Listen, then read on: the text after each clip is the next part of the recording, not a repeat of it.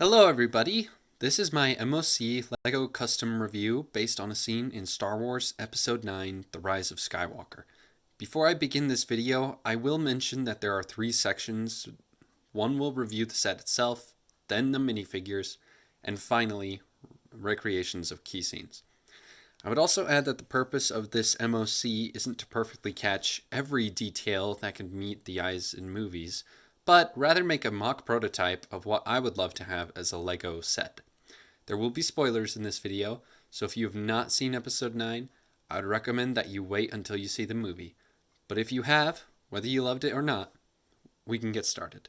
So this is what I would call LEGO Star Wars The Rise of Skywalker, Destiny of a Jedi. When Rey comes to Exegol to confront Emperor Palpatine, she finds a stadium-like area where the Sith throne lies in the shadows and lightning of Exegol. This was one of the first customs I worked on before and after watching the movie. I was so excited to build this.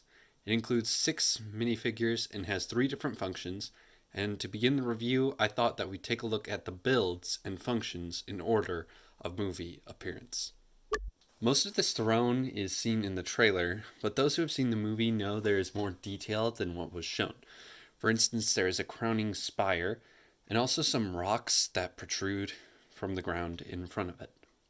Even with all the references from the trailers and seeing the movie twice, capturing this in LEGO form was definitely my biggest challenge. The structure itself is symmetrical, so how one side is built is opposite to the other side. The front of this build almost has the impression of a throne within a throne, since it has 2 armrests on each side. It has room for 1 minifigure, and those sloped pieces here in the back allow minifigure capes to slide back, so you do not have to worry about forcing a cape awkwardly behind the minifigure in order to sit them down. Cloth cut capes work best. The actual backrest against the throne is built by having this curved plate attached to a brick with studs on the side. Finding all of the sloped pieces to form very particular angles and shaping was a challenge, and especially the small sloped tile wedges. Some people call them cheese bricks, but yeah. I used so many of those to make this build. I decided to make at least 4 different spikes, each built in their own unique ways. So in order to get the first angle right here, hold on. There we go. So in order to form this curved angle here, I actually used a brick that has 6 studs and it slowly curves upward, allowing it to get that nice angle. Then the bottom spike is only supported by these small plates, and it's pretty easy to knock off on accident. But for the most part, it is pretty steady, as long as you're careful with it. The second spikes are actually not supported by just 1 stud, but 2 studded plates, not only providing greater stability, but also giving the idea of a gradual protrusion within the rock. So the third spikes are pretty simple in terms of build, just a simple little cheese wedge piece with a bit of a triangle on the top there.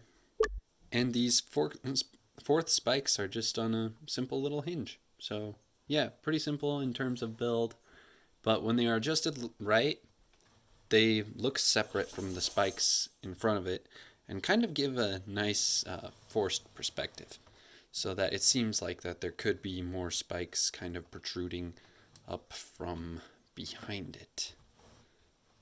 And yeah, you just adjust them just a little bit, and there you have it. I also added these lightning pieces just to kind of represent the lightning which sometimes emanates from behind it all. The main structure that I used to support the spikes was actually a large boulder piece that you see in mountain-like LEGO sets. Not only does it provide proper spacing, but it also gives the impression that the Sith throne was shaped from the rock itself.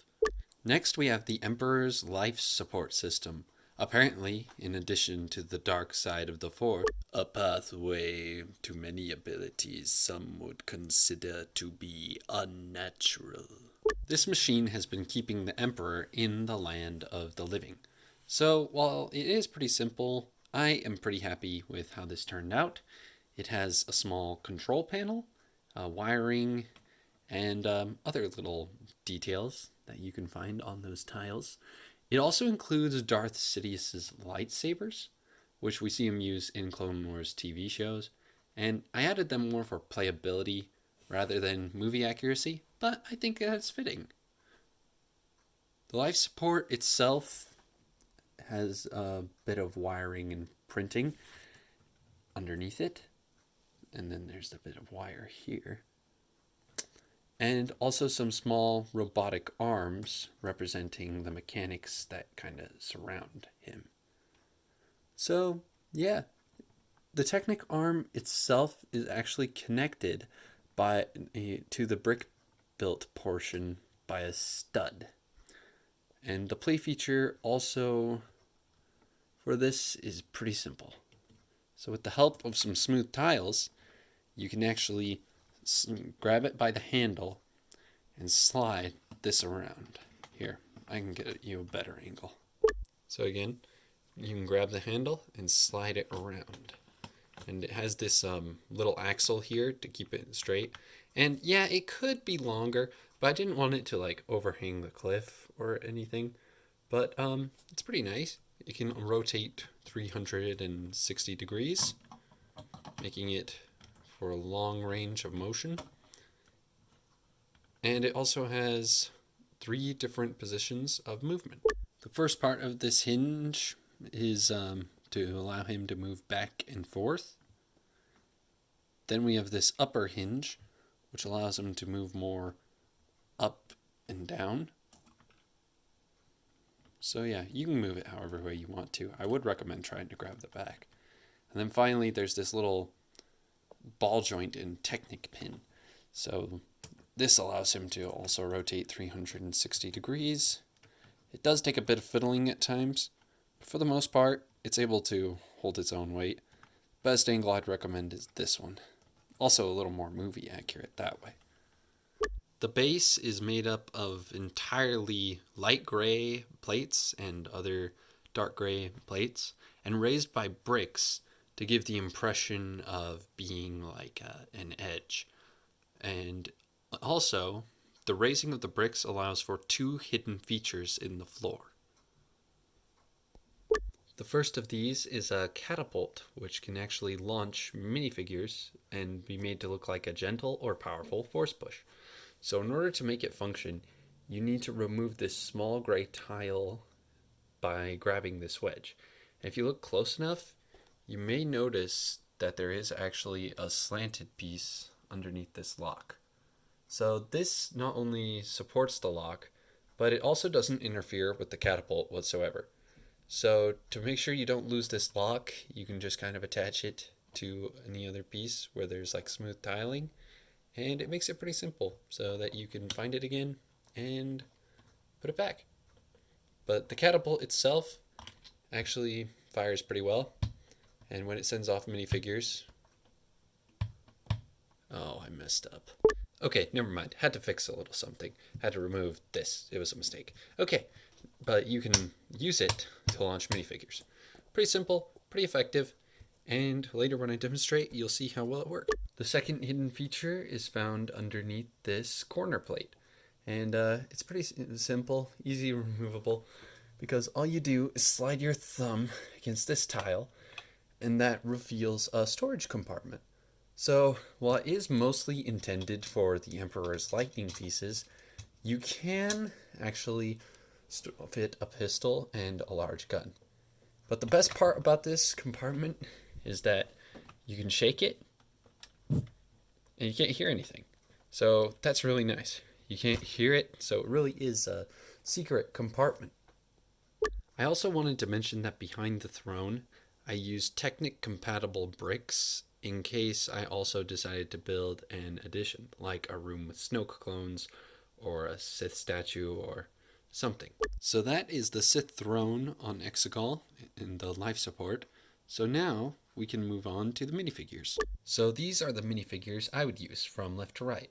For the light side are Ben Solo and Rey Palpatine, and for the dark side we have a Knight of Ren, a Sith Royal Guard, Emperor Palpatine, and Darth Sidious.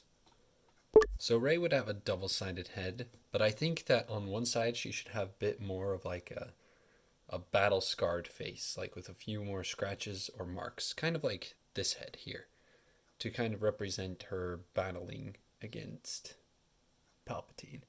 The same could go for Ben Solo.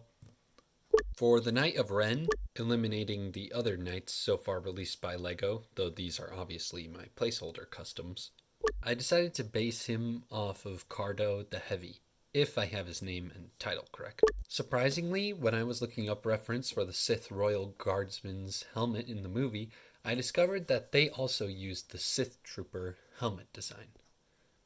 For Emperor Palpatine, I used the Davy Jones head to give him blue eyes representing blindness, but I also discovered another interesting reason on why this eye color would work. As you can see, when he and Snoke are placed by each other, their eyes match, and even their eyebrows are similar.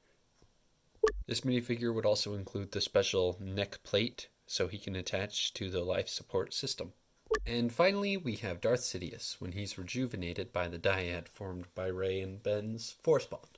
He's wearing Anakin's robes from the 2005 minifigure, but I think if it was red instead of brown, it would be very accurate to what we see in the movie. I personally don't like to paint my minifigures, though I have nothing against people who do. The only thing I would really change would be that Palpatine and Sidious would have light gray hands and heads. This tan color is accurate for him in Revenge of the Sith, but I also think the light gray looks interesting against the sets. Also, if you position them right, you can use either of the Emperor's figures to double as a Sith Eternal member. I would also like to point out that I use studs to differentiate each of my characters' lightsabers. For Anakin's lightsaber, I added a single stud, just a single black stud. And then with Rey, I used a gold lightsaber handle, but with a light gray stud with a hole in it. And then with Palpatine's, silver handles with gold studs with holes in them.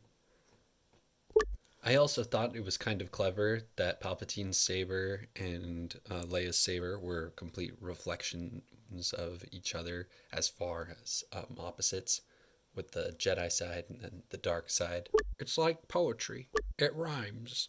Now let's see what the minifigures look like on the set itself by recreating a few scenes and making our own. For the first, we have Rey confronting her grandfather, strange mechanical arm protruding from his upper back. You will take the throne. It is in your blood. Our blood. Then we have Ben Solo performing his Han Solo shrug to Cardo after getting the Skywalker lightsaber. Next we have Rey and Ben standing together. Die together! Now we have Palpatine throwing Ben. As once I fell, so falls the last Skywalker. And yeah, he flies. And he just went down the crack. Well, I guess it's movie accurate. The Dark Lord seated on the Sith throne, unleashing the power of the dark side. Nothing will stop the return of the Sith. And finally, I am all the Sith. And I, Shunk, am all the Jedi. And I, what the, am Iron Man. Okay, sure, it might have been similar to Avengers Endgame, except we don't need 23 films to finish a saga. And Rey's alive. You're alive. I'm good. We should probably kiss now. But isn't Palpatine your grandfather's father? Nah, that was declared non-canon by Disney. Bleh. And there you have it. LEGO Star Wars The Rise of Skywalker Duel on Exegol. Hope that you guys enjoyed this video and will find inspiration and creativity as you build your own creations. I also hope you guys are still fans of Star Wars. While I will agree that Episode 9 is not the best movie in the Skywalker Saga, I can honestly say I am happy with how it turned out.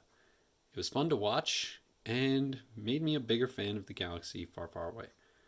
Well, happy building, and may the Force be with you.